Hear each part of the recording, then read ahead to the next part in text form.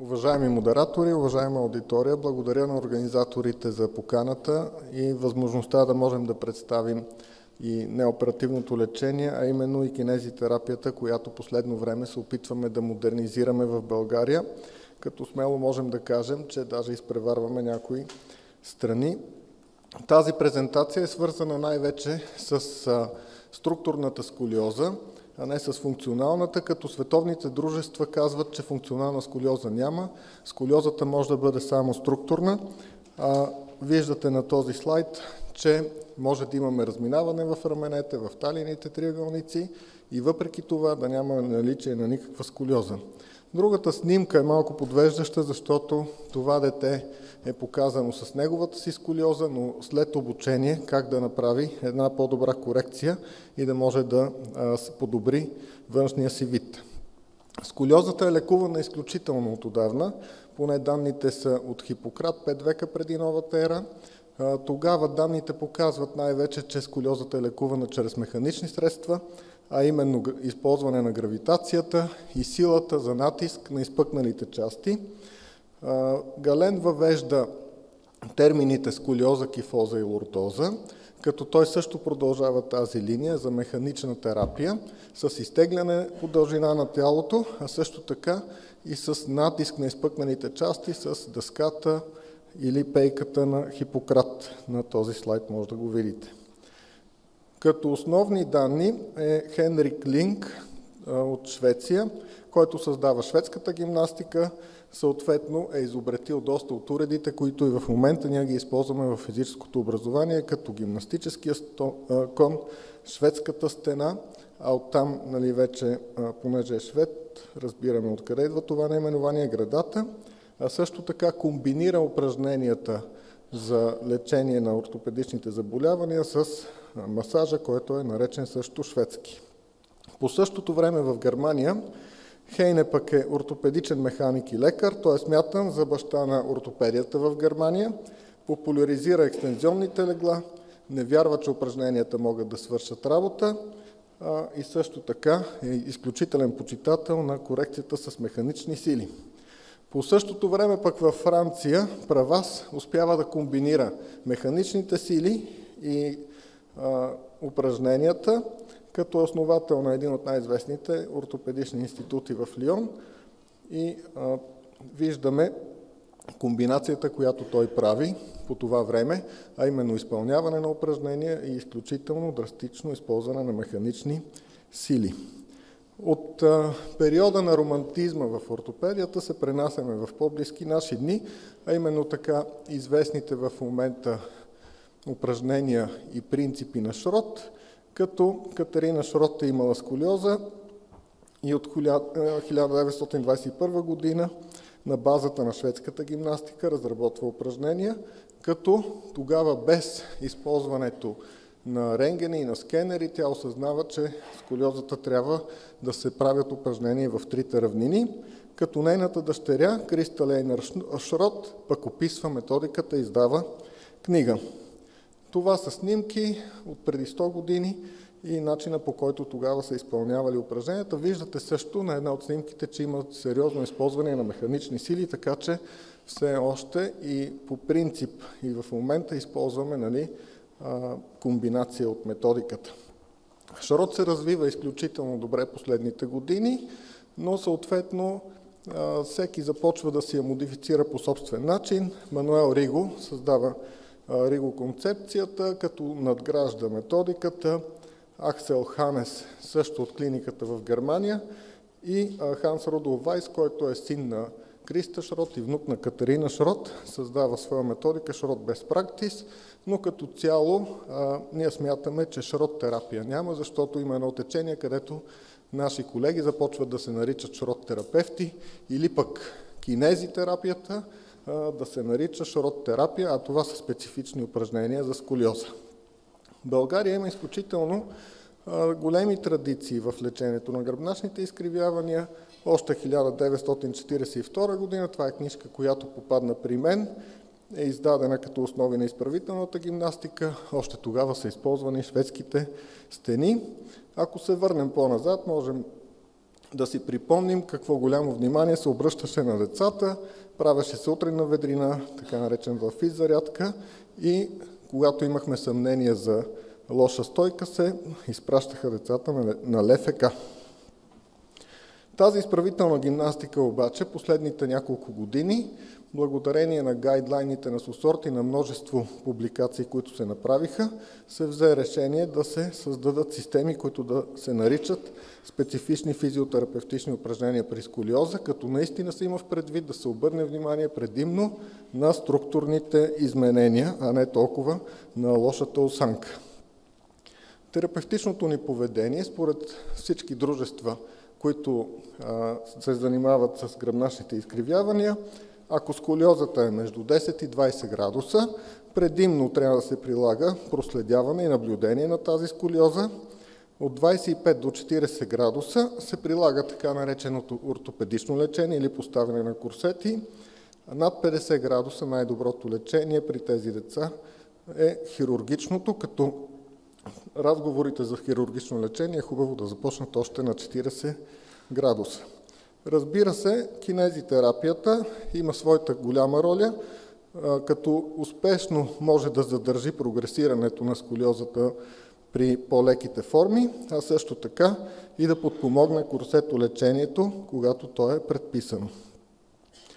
Не е толкова лесно и тези градуси не зависят само от ъгъла на коп или ъгловото отклонение, зависят и от периода на растежа, като тук искаме да покажем, че една сколиоза, която е открита 30 градуса преди пика на растежа, задължително трябва да се постави курсет, докато една сколиоза със същия градус от 30 градуса, открита по-късно в живота, именно когато пика на растежа е преминал, вече не е необходимо да се слага курсет, а може да се прилага само кинезитерапия.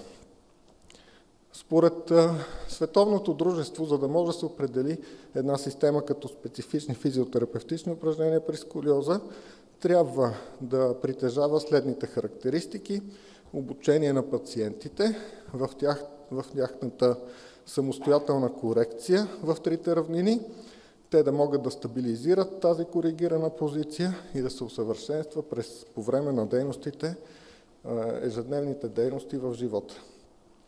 Една от методиките, които много добре използваме, тя е италианска, нарича се, преведено на български, научен подход за упражнения при сколиоза.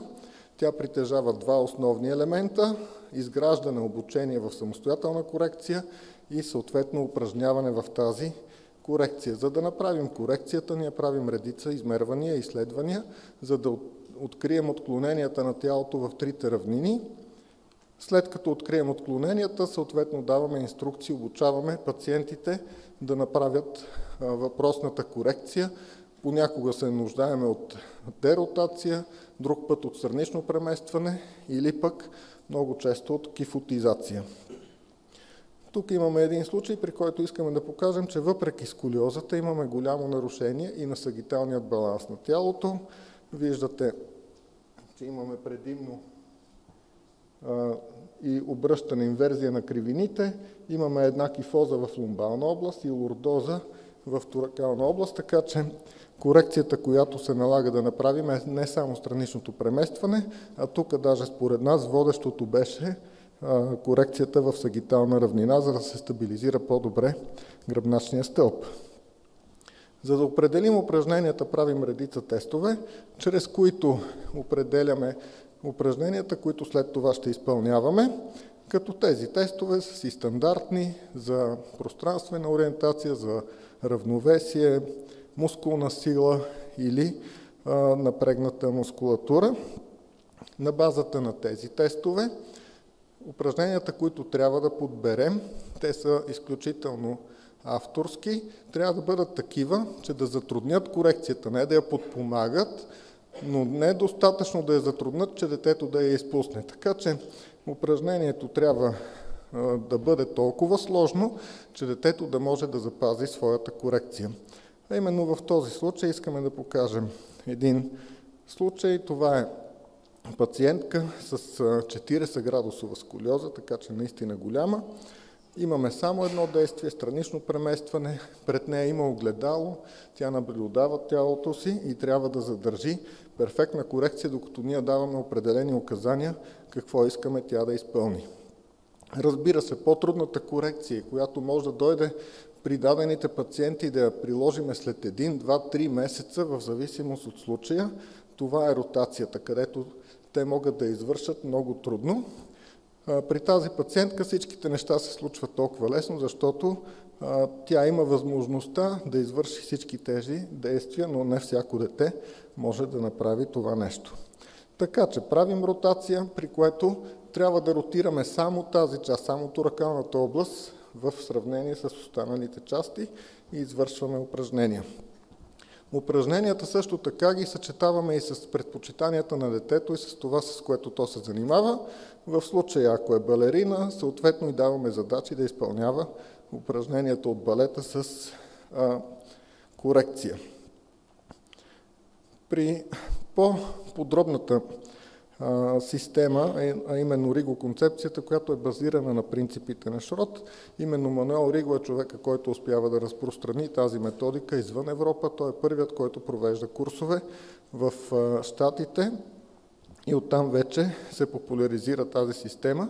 Другото интересно нещо е, че всички системи, които са популярни в момента в света, са тръгнали от Европа. Ще разгледаме тези принципи, които са много добре поставени от Мануел Риго, а именно първо, пак, трябва да поставим тялото в най-добрата позиция, чрез преместване, което можем да го направим чрез мануални или вербални команди, а също така използване на определени помощни средства за пасивна корекция. След което въвеждаме съответното дишане.